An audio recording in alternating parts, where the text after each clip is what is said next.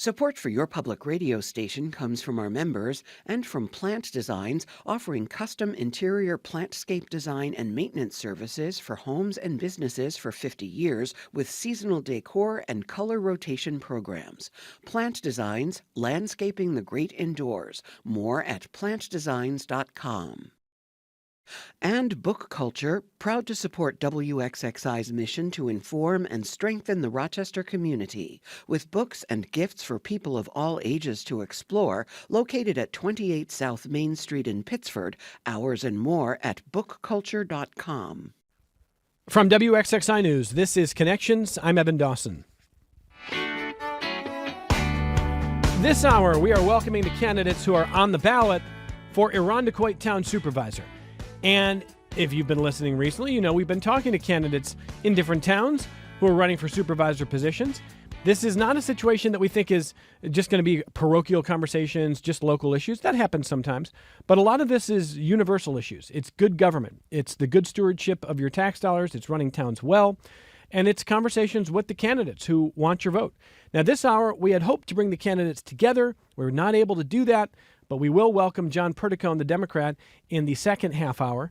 The Republican, Anthony Costanza, is with us in studio now, and we're glad to have him. Anthony, welcome to the program. Thanks for making time for us. Thank you for having me. I appreciate it. And the website for Anthony Costanza, if you want to learn more, it's www.irondequoitfirst.com, and first is 1ST, irondequoitfirst.com. That's Correct. the website? Roger that, sir. All right, so I'm going to give you a little bit of space here. You're the Republican running for town supervisor in the town of Irondequoit. Introduce yourself to listeners, a little bit about your background, who you are, and then we'll talk about why you're running for this position. Sure. I'm Anthony Costanza. Grew up in Irondequoit. Lived partially in Italy and America till I was about 9. And at the age of 9, my parents decided to live permanently in the United States. Went to Irondequoit High School. MCC after Irondequoit. I enlisted in the military in 1997. I had a 4-year career as an enlisted guy, used the Montgomery GI Bill to go get my bachelor's, applied to officer training school, was accepted, and from 2003 to 2021 was an officer in the United States Air Force. Retired from active duty and came back exactly to where I grew up, which is Irondequoit, because this is where I wanted to raise my son. And that's the impetus for me coming back to Irondequoit, and just a brief overview of my life. And why this position in particular? Why town supervisor? Well, I was the town assessor for 10 months. And in that brief period, I saw that from my perspective, the people weren't being treated fairly. On the 6th week of the job as the assessor, I produced a 26-page report that went up to the board. And the gross takeaway from that report was that poor and fair condition homes were overpaying their fair share of taxes via their assessments, and that good and excellent homes were underpaying. And as a person advocating for the masses, I thought that was incorrect. I laid forth a plan to fix the assessment, and it fell on deaf ears, so I decided to get involved at the next step, which is the supervisor level, such that we can make it a better Irondequoit for everyone, not just the 5%. What was the qualification that you had that led you to be an assessor? Right. So I had done assessing of federal installations in the military. So my college degree was in economics and math, and my tenure as an officer was in the area of financial management, such that I was a cost analyst, a comptroller 5 times over, a resource manager. And so I went to many schools within the Air Force and was taught how to do a myriad of things, including the assessment of land, federal land values. Okay. And I want to give you some time to talk about an issue that I know has been somewhat controversial in this race. Sure. I'm going to read from the reporting of my WXXI colleague Gino Finelli on this, and it goes to a story that goes back to late spring into the summer, and he writes the following, quote, "In July of 2024, the town of Irondequoit released a letter from Anthony Costanza where he sought to address public concerns about the assessment of his own home being lowered. That happened after he challenged its 2023 assessment and went through the grievance process. In the letter, Costanza said he had reached out to his peers in the town government on how to grieve his assessment as the assessor himself, a process he acknowledges had never been done before. Costanza's assessment was reduced from $200,000 to $170,000 after that grievance process. The letter also included an apology to constituents over the perception that he had done something nefarious," end quote. And Gino's story goes on to point out that Anthony Costanza has said that you deny all allegations of wrongdoing. Correct. But you're the assessor of the town. Why spend any time focusing on lowering your own assessment when you're the assessor? Right. So I lowered all assessments that were known to me to be wrong. So upon examination of the 2023 assessment, I found that selective assessing occurred. And in some instances, those selective assessments are illegal because they violate the constitutional rights of citizens. So I not only fixed mine, and I'll get to that in a second, but I fixed every incorrect assessment known to me. When it came to my own home, I reached out to officials in New York State. They told me the way forward with respect to how to move on. I was the sole assessor, which means no one else within the town had this capability. And I used no discretion, sir. So that's a very important key term in this whole case, I would say, because I'm in court right now regarding this matter. But the fact of the matter is I had the authority because I was the sole assessor, and I used the numbers from an independent third-party appraisal. I didn't use any discretion in the valuation of my own home. So I treat everyone fairly within the rules of the law and sought to overturn things that were done improperly in 2023. The DA's office, the DA herself, Sandra Dorley, had accused you of willfully using your municipal position or official powers and duties to secure a financial or material benefit for yourself. And I want to just make sure people understand where the legal case is against you from the DA's office, because the way they described it at the time was a corruption case. What's the case? Correct. There is no corruption and there was no benefit. So if I incorrectly overcharge you at Wegmans for a gallon of milk and you go back to Wegmans and want the overcharging of your milk to be corrected, you're not receiving a financial gain in that situation. You're just correcting an error. There was no financial gain to be had with respect to my own house. I was fixing an incorrect process, which was, like I said, not only done for myself, but for every other taxpayer who had an incorrect assessment done. Okay, where's the legal case against you right now? Is that still in court? Yes, we have our next hearing is November 15th. Okay, you're confident that you're going to win? Absolutely, Okay. 100% confident. How? What's the difference in your tax bill from a $200,000 house to a $170,000 house? So in the town and county portion, it was $132 annually. That's correct. Okay, but you're saying that's not a financial benefit. No, because I was overpaying before. So I understand. Yes, I understand correct. the semantic Yes. point you're making about Right. that.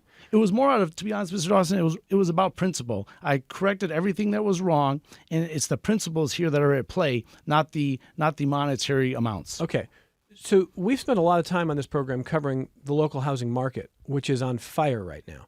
And every house that hits the market, not every house, that's not fair. A lot of houses that hit the market are going for well above asking. Right. I'm not seeing a ton of houses that are overassessed given the fact that the market is on fire. Sure. Why was your house, why did you need to drop it $30,000 and lower your Sure. tax bill? What was the justification for The that? condition. So the condition, I bought the house having never set foot in it before. I was not privy to an inspection. It was during COVID. I was going through a custody battle trying to win my son, and my lawyer said, you need to secure housing. So I did exactly what she told me to do to secure housing so that I could win the custody battle, which I ended up doing. So on my website, people can go, and just a month and a half ago, I did a 15-minute video where I walked through the entire house to show them the damage to the foundation, the fact that more than half the house is missing ceilings and floors. These were all things that were problems that were in the house that were there when I bought it. And so now it's going to take a great amount of time and money that I don't have presently to fix these things. And so the condition is one of the things that the New York State Assessor's Manual says drives the value of a home. Condition is huge. And so based on the condition is why the assessed value went down. Okay. A couple other points, then we're going to move on to some Sure. other issues here. When you're the assessor of the town, you, in your own letter to the town, acknowledged that there could be a perception, not that you did anything nefarious, but there could be a perception. Why not say, look, as long as I'm the assessor, my own home is out of bounds here. We'll deal with the grievance at a future date, but because of that perception, I'm not going to seek to lower my own assessment. Sure. So first of all, my my going into the job was meant to be a long-term career choice, not a 10-month stint. The reason why I left after 10 months is because I produced a report and I highlighted inefficiencies, and not one email and not one meeting was had by the town board to address those concerns. So in retrospect, it looked like a very short tenure, but I resigned because the town was doing nothing to address the fact that the citizens, a great many of them, are paying incorrect tax amounts because their assessments are wrong.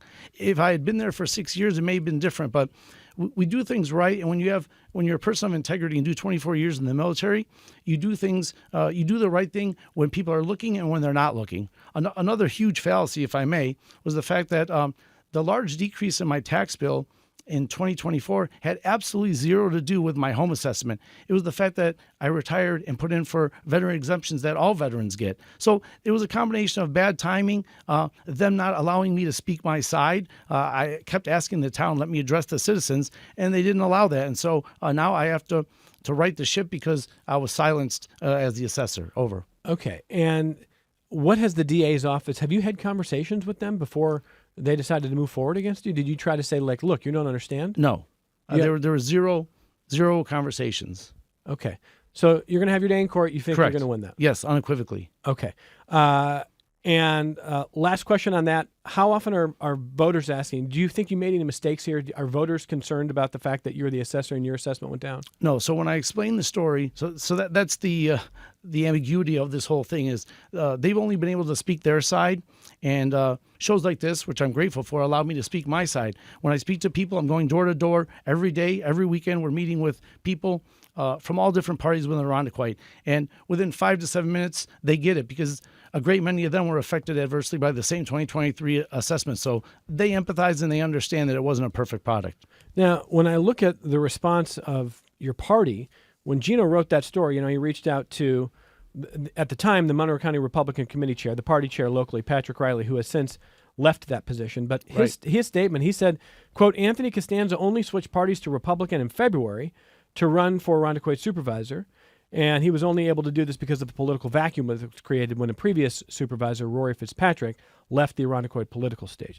So the Republican Party seemed to be kind of distancing themselves. Well, that was Mr. Riley. First of all, he didn't inform himself on the facts. The Irondequoit GOP had 8 hours of meetings with me before they pushed me forward as a candidate in February. 8 hours of an interrogation and meeting, whatever you want to call it. He did not ask anyone for their opinion. Last night at around 10 p.m. in the evening, Mr. Elder in the Monroe County GOP put out a statement fully endorsing me as the candidate going forward. They laud my acumen, they laud my experience, my military service, and so, in my opinion, Mr. Riley didn't do his homework, and I believe that 100%. Okay. Have you been a Republican longer than just this year? No. I was in the military. I was an independent for 24 years. So as an officer in the military, we support the Constitution and we support the people, and we don't get involved in the politics game. Okay. But now that you're a Republican, what does it mean to you to be a Republican? What I believe is the most important thing is being a good steward to the people. I'm not here to support and defend what's going on in D.C. per se. I'm here getting involved at the local level because what I can control is, in my span, will be the quality of life of people in Irondequoit. I have no aspirations of going further in the political spectrum.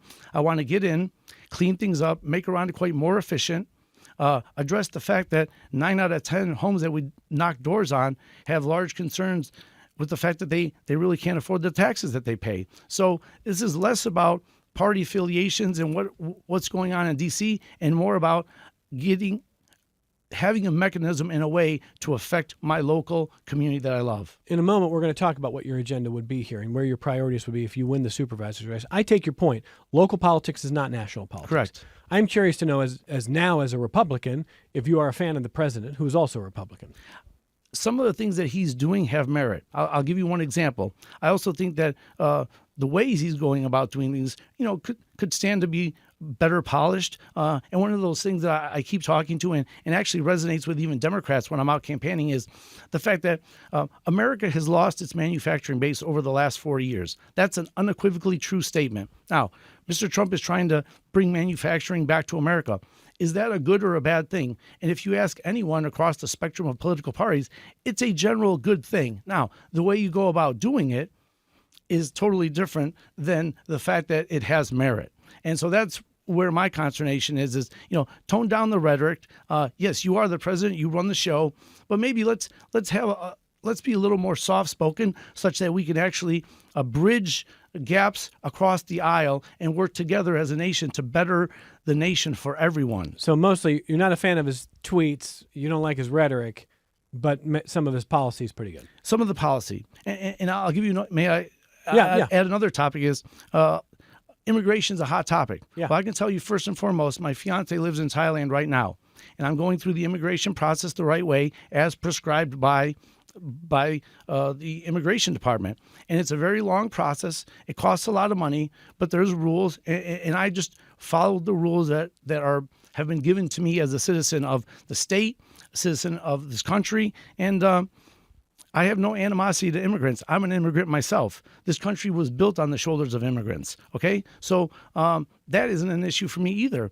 But if you are not here in the proper fashion, look to correct that. If you came here seeking asylum, put in the right paperwork. If you're a criminal and you're not here legally, I personally don't want criminals that are harming Americans, hurting Americans. I think everybody would agree with that last Yes. point. So Yes, if you're the town supervisor in Irondequoit, do you want to see ICE more active in your town to make sure that people are pulled Right. out and deported? I would say that, first of all, that call wouldn't come down to me. No one's going to call Anthony Costanza as the town supervisor and say, hey, are you going to let these folks in? That's a reality that will not happen.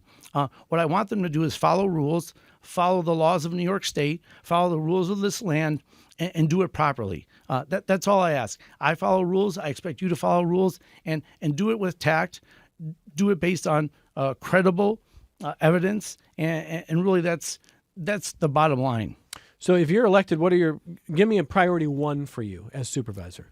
A fiscal overhaul, a deep dive into how money is being spent at town hall, examine the processes by which we spend money, and that was my forte in the military. Was I would go into organizations that weren't operating at peak efficiency, and that were not getting increases in federal funding, and basically I was told, get more out of this organization with the money that's there without having to ask for more. And via tweaking and educating and training human capital, via process changes, efficiencies, economies of scale, root cause analysis, these are all the things that are on the table so that I can go into this job, expend every dollar such that we're getting maximum return on that dollar, so that I can look my constituents in the face and say, we're doing the best we can spending your hard-earned tax dollars such that you're getting the services that you need. Do you have a sense of where money is being misspent right now?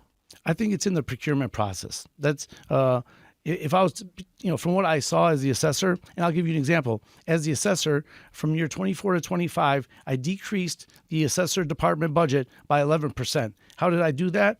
I did things in-house that were being contracted out. If you have the manpower and the human capital to do X, you shouldn't be spending money on that human capital and then farming it out via contracts. So there's a myriad of different things that we can do. But like I said, in 11 months, I reduced that one department by 11%. Now, I can't guarantee that we're going to do the entire town by 11%, but I can guarantee you that we can be more efficient than we are now.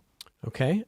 What's another priority for you as the supervisor if you win this race? Another priority is, it's funny, we have a great school district, and they have a model called All Means All. And so Irondequoit is a very diverse community, such that we have very rich and wealthy folks that live up on Rock Beach Road and near the lake, and then we have those in 14609, 14621 who are dealing with a very different Irondequoit. I spent 2 weekends campaigning in those areas where the borders of Irondequoit border those of the city. And in my general opinion, it's those areas and those people that aren't getting the services that the other folks in Irondequoit are. And so let's just be fair such that all people in Irondequoit are getting, similar treatment. And, if crime is a concern in one area, then let's address it. Let's put together some task forces. Let's mind meld with law enforcement to see what we can do to better the lives of those who are not living the Irondequoit dream. You also talk about wanting to make sure that government runs effectively and efficiently, no matter if board members are Republicans or Democrats, no matter the political parties. And I mean, I think everybody listening would agree that that's a good goal. Yes, sir. You were the assessor, as you said, and you thought you might be there for years. Correct. You ended up being there for 10 months. Correct. And you end up leaving at a time when you feel like no one is listening to you. You couldn't get anything from the board. They weren't responding to the report that you put together. Correct.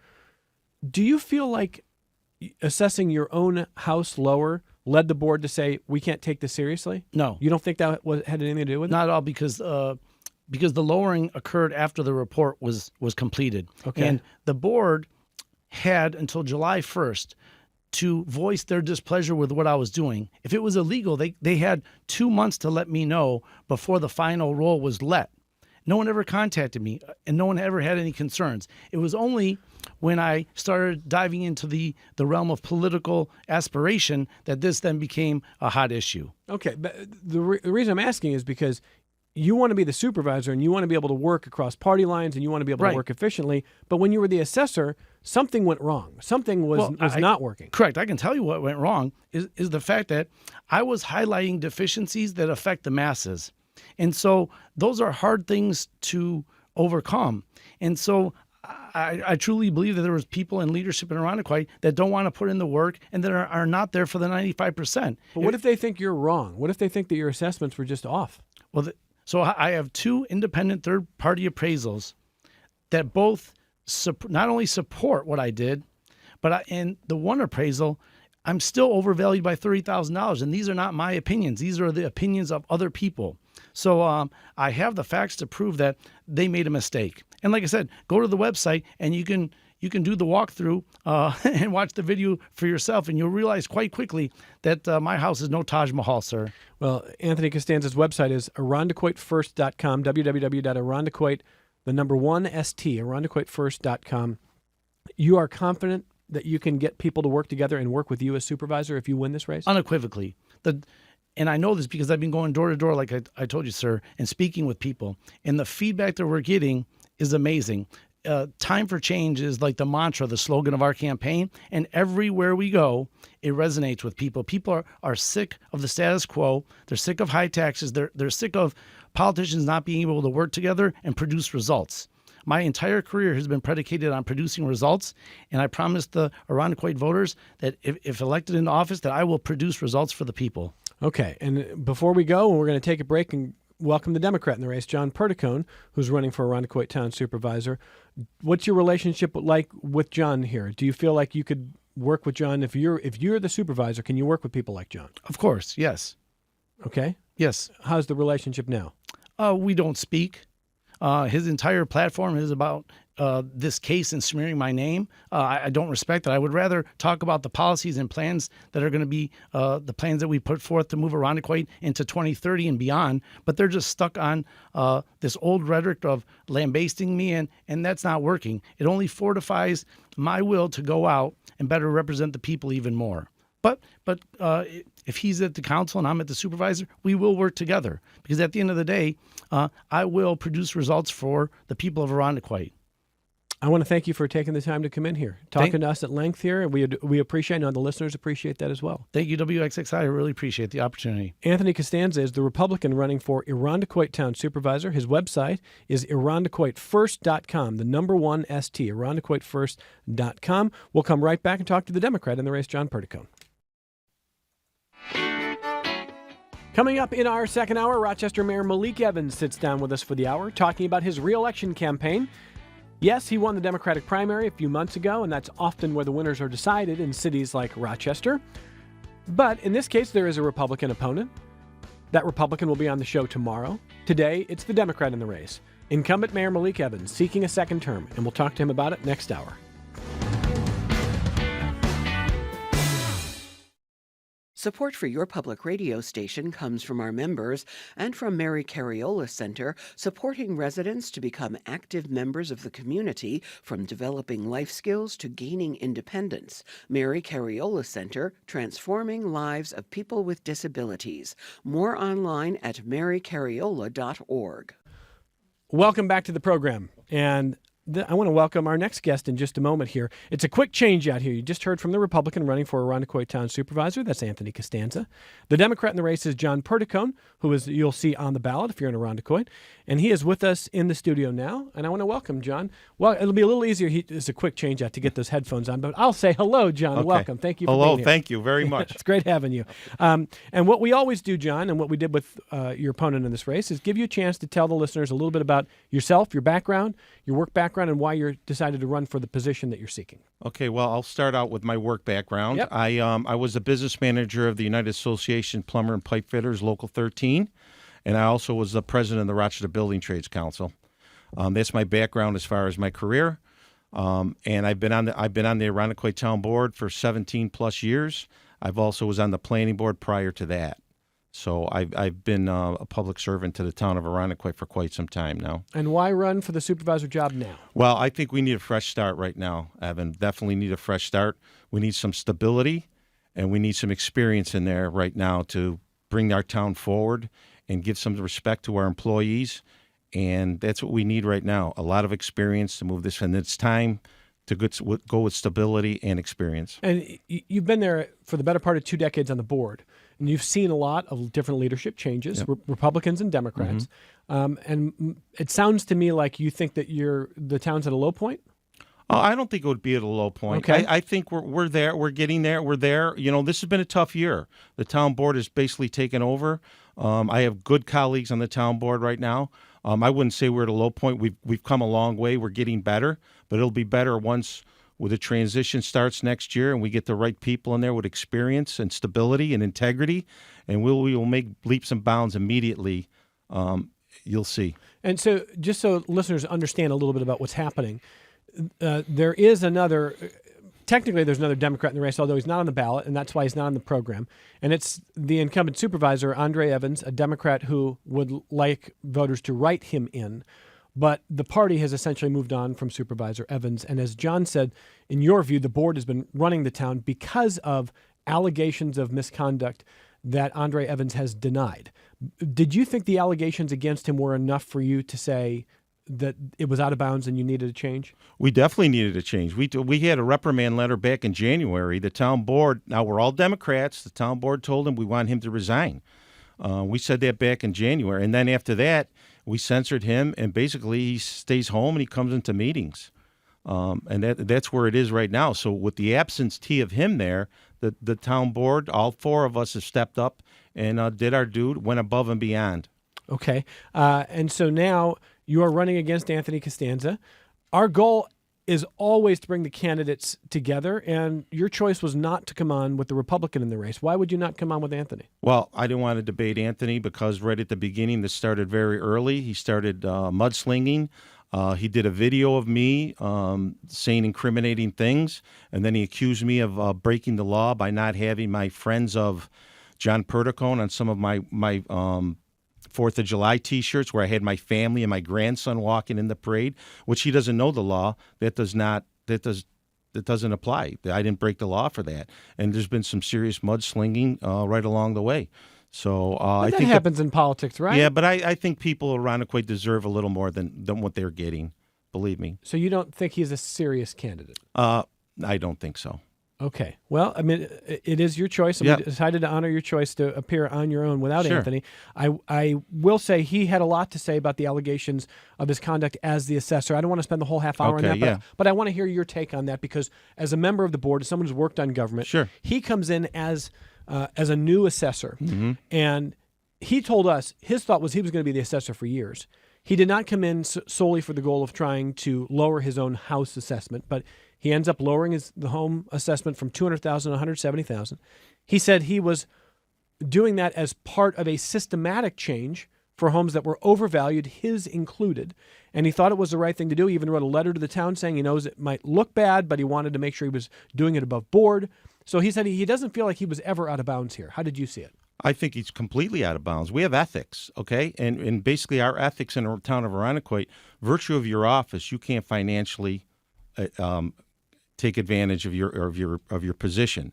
And I thought it was a wrong thing to do. I think a PR thing, it wasn't the right thing to do. He went through the process one time, He went all the way to the SCAR. The SCAR would not reduce it less than $200,000. Okay, he takes over the job immediately. He lowers his own assessment without going through the proper channels the second time. And let me bring up one other thing: is the New York State Association said that if he was still in office, he violated their ethics code. So he did the town ethics code as well as himself. As the New York State, I'm sorry. What about his claim that when you look at the actual property, it's simply overassessed, and he felt like by the merits, this was not a $200,000 property? Well, I think a lot of people might feel that way, but we don't have the luxury of sitting at a computer and changing our assessment, right? A lot of people might feel that same way after you get reassessed, but nobody has the luxury of sitting in there as an assessor and lowering your own assessment. That's the issue right there. He had that. Nobody else has that opportunity but him. How's your assessment? You think it's too high? No, I think my assessment's right where it's supposed Yours to is be. fair. My fair. You didn't grieve it. I did not grieve my assessment. What would you grieve it. If he had come to you as the assessor and said, "Look, I want to do this the right way. I'm not going to change my assessment right now, but I want to tell you that my analysis is my own home is overassessed. What should I do?" Go through the proper channels and see where it comes out in the end. Don't just sit in a computer and change your assessment. He never came to us as far as the town board and said anything like that. He just went ahead and changed his assessment. I mean, I don't know what more to say than that. I can't do it. Can you go just change your own assessment? No. I cannot. That's correct. Okay, and I cannot either. Okay, I understand that point. Now, over the years, you've worked with a number of people in government who are Republicans. You've worked with plenty of Democrats.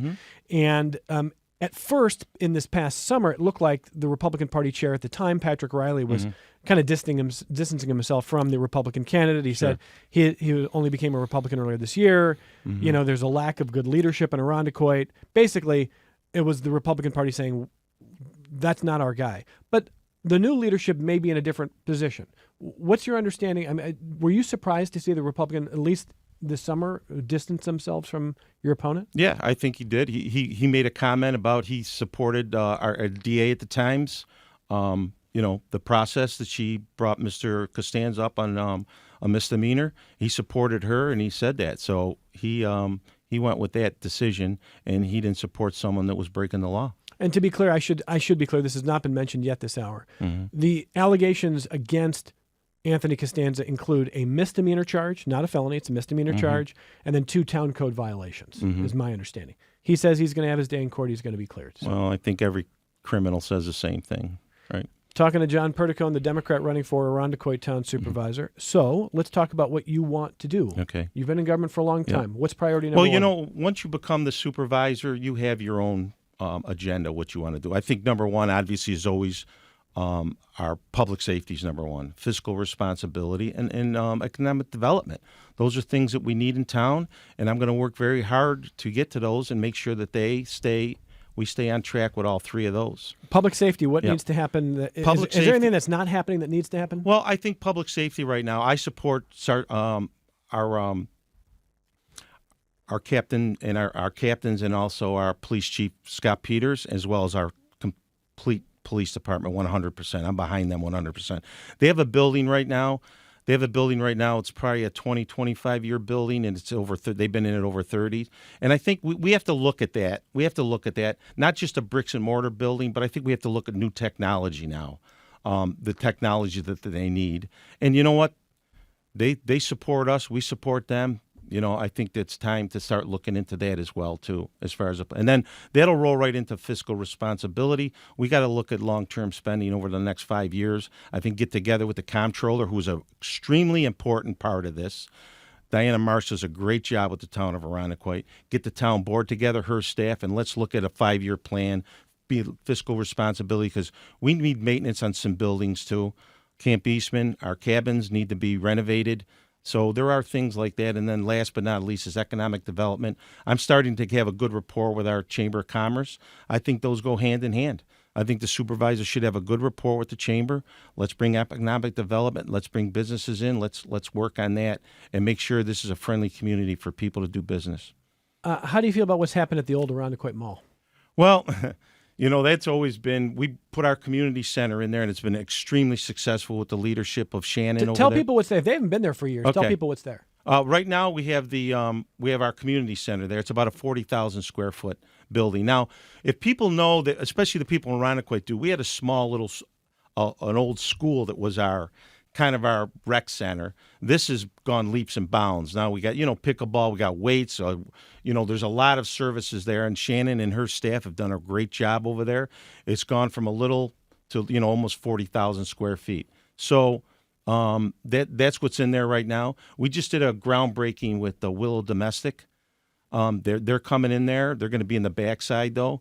They're going to renovate about 16,000 square feet. And there's a child advocacy building that's getting renovated right now, square footage. So it's a pretty good use of So the yeah, space, right you now, yeah. I mean, it's good for, when I went to the groundbreaking, I got a good education there. When they were talking about what they do, how they do it, it's going to be a one-stop shop for people. Those services, we need them. It's too bad you do, but you need them. And I think that's going to help the community. It's kind of what they said was good. It's centrally located for people, and they're going to use that space. It's probably about a year out, I would say. They got to do a build out on it, though. I moved to Rochester in 2003, and one of the first stories I covered was the unveiling of the new Medley Center. Mm-hmm. And the hope at the time that this could be, the mall of the future. Mm-hmm. And turns out malls in general are struggling. Yeah, that's just the way of it. Sure. But at the time, I'm new to Rochester, and people are saying, well, what used to happen at Irondequoit Mall? People used to hide under your cars. Yeah. I don't think there was ever a single incident where that ever happened, did it? No, I don't think there was. In the day I was a lot younger, but I think if you talk to our police department and look at the history of the mall, I don't think that was just, it's too bad because it got a bad rap. Right. The rumors kind of killed it. Right. That mall's 1 million square feet when it was going. 1 million square feet that mall is. So it's a lot of square footage, a lot of stores were in there, and then it started, slowly going down. You know what I mean? But we're repurposing it. Angelo Ingrassia is the owner there. He's trying his best, and we got, like I said, he's going to continue to work on bringing businesses in there. Is there still a lot of unused space there? Oh, I would say, but there's housing on the end that they bought, the old Sears building, and that they took some square footage. But if you go in there, I don't know exactly the square footage that isn't being used up, but yeah, there's still some vacancies there. There's still quite a bit of square footage that needs to be, used. So on some of the subjects you mentioned fiscal responsibility. Mm-hmm. And in Irondequoit, a listener wanted to know, Judy said, your opponent has pledged to take a 10% pay cut as supervisor. Would you do the same? Well, I think people need more than just that. I just think that's just a stunt. It's a political stunt. I think most people want strong leadership. They want someone that's going to bring this town together with everybody. They want stability, and they want experience. I just think that 10% rate is just a stunt. And let me make one other thing clear. Well, I'm going through the budget right now, okay? So you have a rate.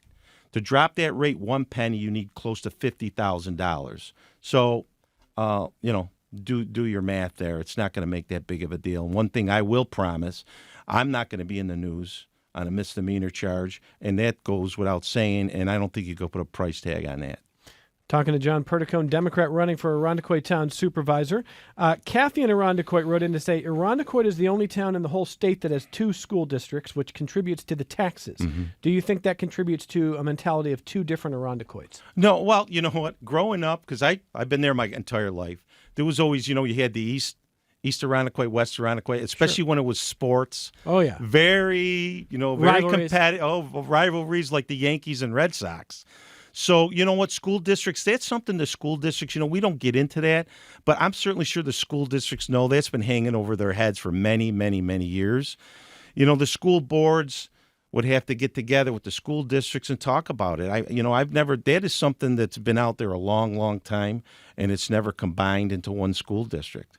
So, But do you think it makes a feeling like there's an upper crust and then a working class around it? Like Kathy's wondering if that strategy. No, I don't believe so. Not anymore. So? No, I don't think so. No, I think it's all Irondequoit. I represent all Irondequoit.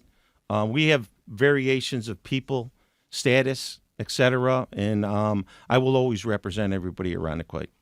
So some of our listeners who were curious to hear that Anthony Costanza, until this past January, had been an independent. He was not a Republican until this year. They wanted to know what he thought about some of the national scene. I think the part of the reason we talk about local politics is we talk enough about national politics. My guess is when you're in town government, you'd rather focus on town government. Sure. You've been Absolutely. a Democrat your whole Yes, adult I life? have my whole adult life. Okay. Yep. I was in organized labor, and in the year when I went in organized labor, I mean the Democrats were the ones that supported organized labor, but that's changed a lot. That's changed leaps and bounds. Are you since then. surprised to see how much labor has supported, at least on the national level, Republicans like the president?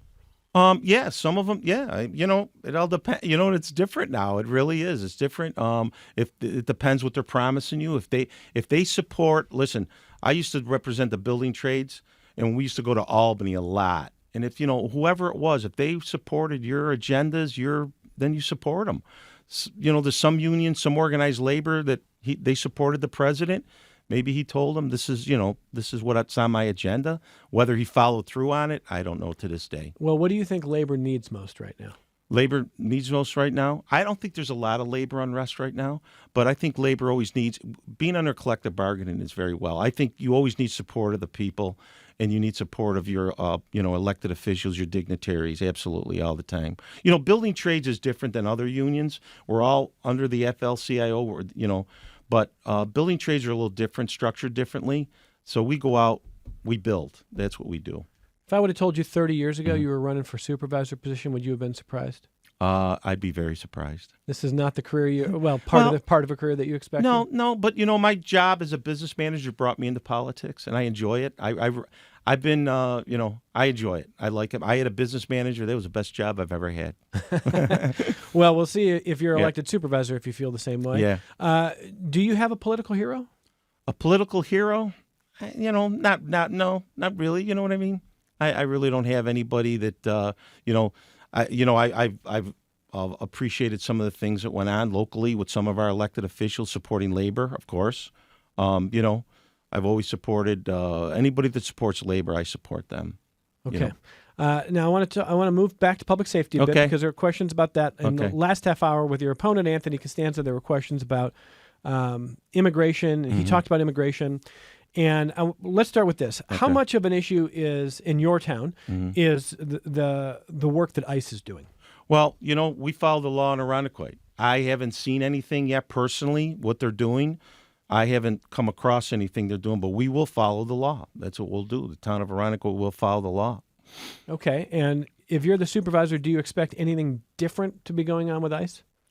No, I don't believe so. I don't, no. I'd like to know if they're going to come in, and we'll see, but we will always follow the law, whatever that law is. Okay.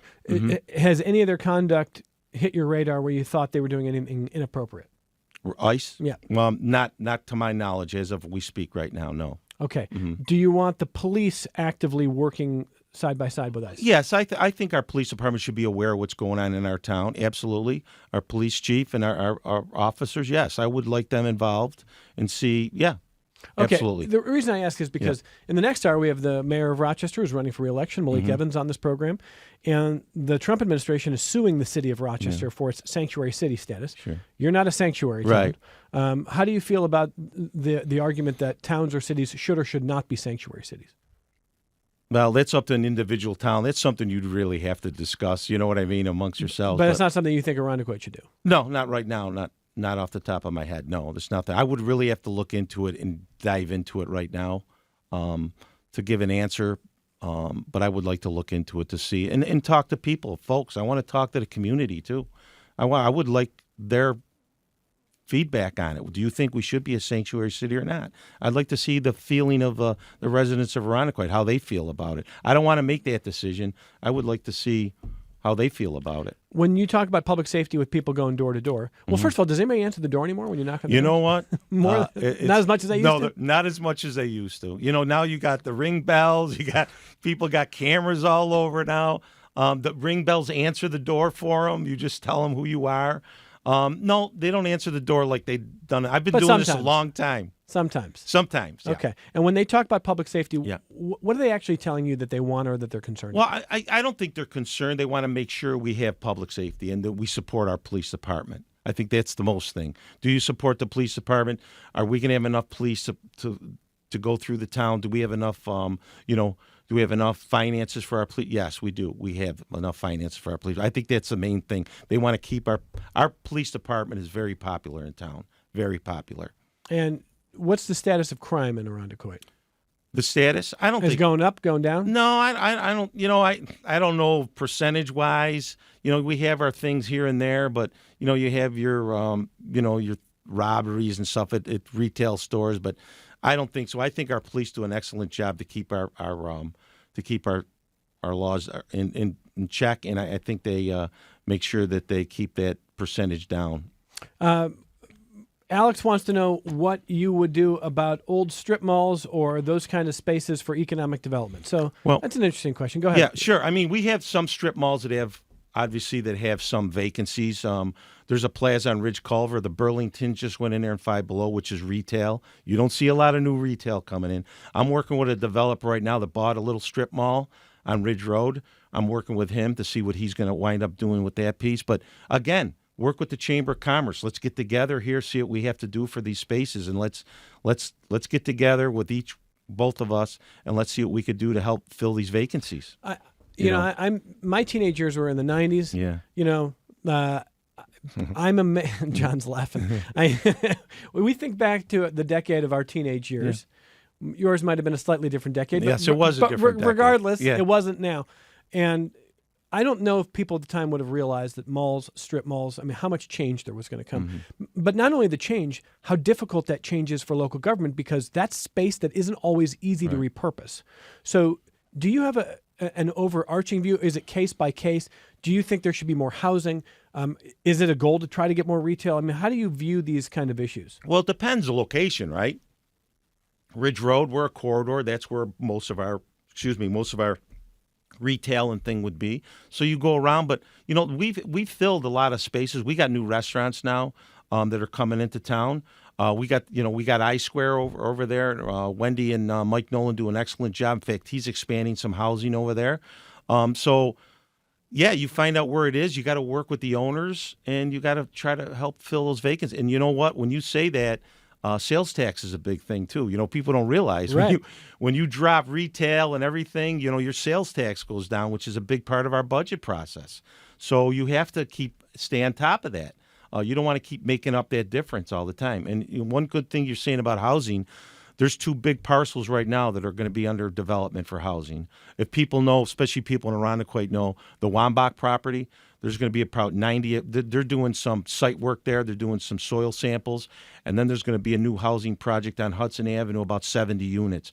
So those big parcels are putting housing on. We always see we're 98% developed. Well, it's creeping up to 100%.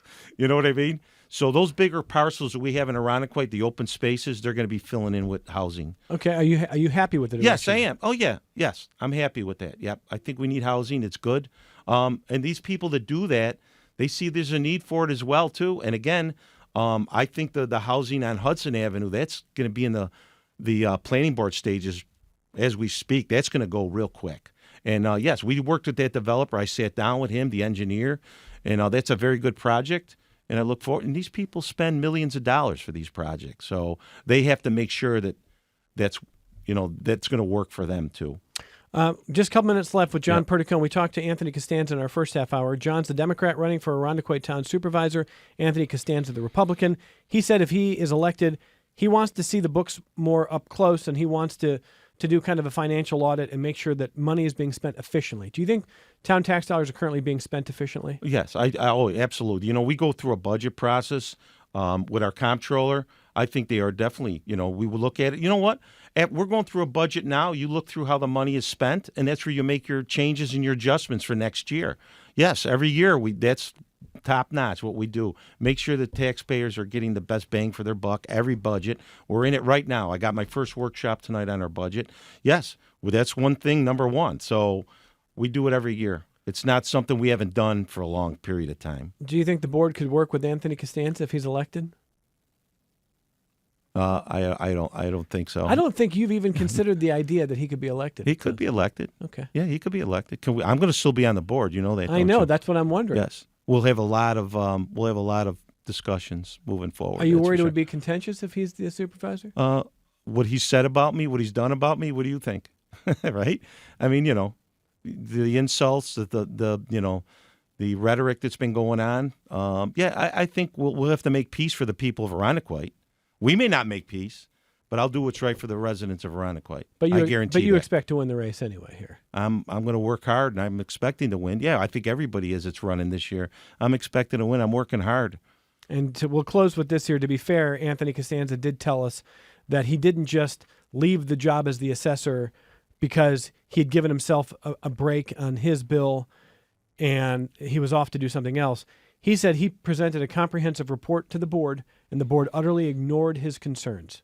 Never saw that. You can ask any other board member too. Never saw. We were told he left for health reasons by our supervisor. That's what we were told why he left. Back in early, probably mid-November, we were told that he left for health reasons, and he left January the 3rd. That's what we were told. We never heard of this or anything like that at all. Okay, so you would dispute his contention that he brought not his own assessment situation, but the assessment of many people in Irondequoit to the board, that he feels that people in Irondequoit, there's a segment of the population who are overassessed and are kind of getting screwed, and he wanted the board to know, and the board ignored him. You saying that's not true? We just went through a reassessment, so we assumed you can challenge your assessment. So anybody who thought they were getting screwed had a chance to challenge their assessment, right? But you don't think you ignored the assessor? We didn't ignore the assessor. Okay. We did not ignore the assessor. No, because I don't know. I never saw anything. We were told he left for health reasons. He looks pretty healthy to me. John Perticone, I want to thank you for being here. Do you have a website that you would direct people to? Yes, I do. electjohnperticone.com. Get on there. There's a lot of information on there as well, too, and I appreciate people to move and look at my website. There's a lot of information on there. electjohnperticone.com. Perticone is Perticone. Running for Irondequoit Town Supervisor. Thank you for making time for our program. Thank you for having me. I appreciate it. Great pleasure. John Perticone, Anthony Costanza joining us this hour. Rochester Mayor Malik Evans next hour. More coming up on Connections.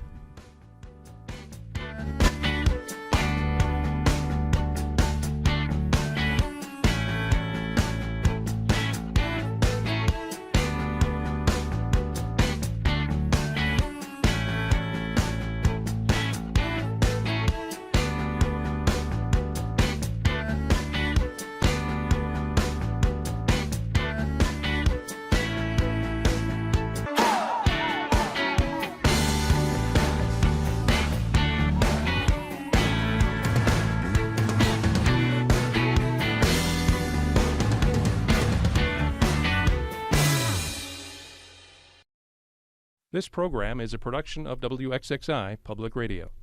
The views expressed do not necessarily represent those of this station, its staff, management, or underwriters. The broadcast is meant for the private use of our audience. Any rebroadcast or use in another medium without expressed written consent of WXXI is strictly prohibited. Connections with Evan Dawson is available as a podcast. Just click on the Connections link at WXXInews.org. Supporting your favorite programs on WXXI TV and radio is just a click away when you go public at WXXI.org. It's a convenient and secure way of supporting an important community resource. WXXI.org. Go public and pledge your support today. Here at NPR, independence means journalism that's never in